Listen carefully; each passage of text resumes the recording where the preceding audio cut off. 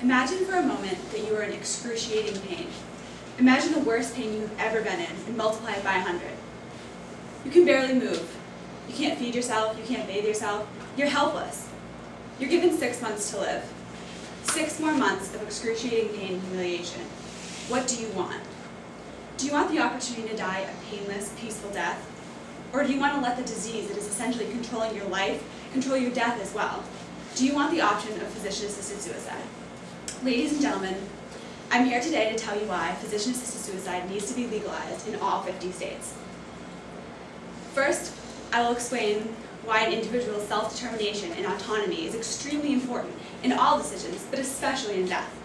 Second, I will tell you about the current practices in the United States and why they are inadequate. Finally, I will address a couple of arguments against physician-assisted suicide and why they are not justified. But before I really begin, I want to make sure that everyone knows what physician-assisted suicide is, because it is not the same thing as euthanasia.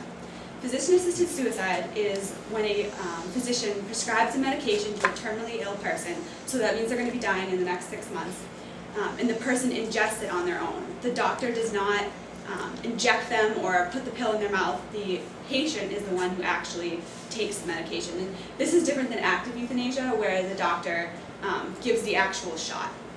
So I just want to make sure that that's clear. So now that you know what it is, and I'm going to be referring to it as PASS because physician-assisted suicide is a very long word. I'd like to tell you why it's important in terms of autonomy and self-determination. Merriam-Webster defines autonomy as self-directing freedom, especially moral independence. One of the most personal and defining moments of your life is your death. PASS would allow terminally ill patients to decide where and when they die. It would allow them to die at home, surrounded by friends and family, instead of in a hospital, surrounded by unfamiliar nurses and doctors. Statistics provided by the government of Oregon, where PASS is legal, state that in 2008, 96.7% of individuals who chose PASS were able to die at home. The other 3.3% were able to die in assisted living facilities. 0 died in hospitals. For all these reasons, a terminally ill patient needs to have the freedom to make an autonomous decision about their death. It becomes even more evident that PASS needs to be legalized in the United States when we look at the current end-of-life practices.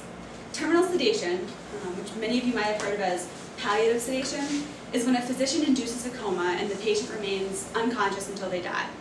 This practice is legal, but often abused.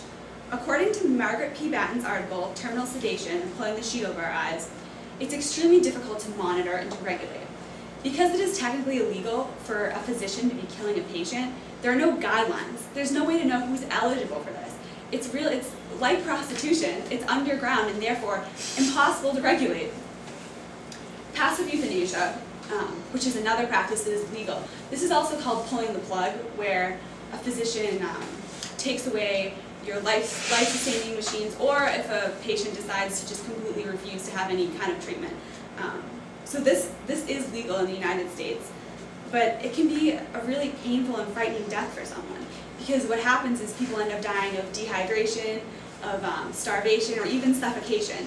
So I mean, think about it. Would you rather die of suffocation or take a pill that will ease you slowly into death? And dignity is not taken into account. Patients have very little control.